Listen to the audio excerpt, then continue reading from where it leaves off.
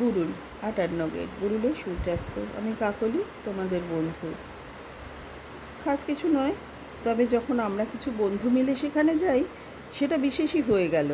অবাক হলাম, একটা রিসর্ট, খুবই সুন্দর, nature wise, service wise, location wise দারুণ এক্সপিরিয়েন্স।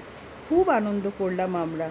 জানো, তেমনি ছিল খাওয়া দাওয়া, সব মিলে শুধুই ভালো লাগা।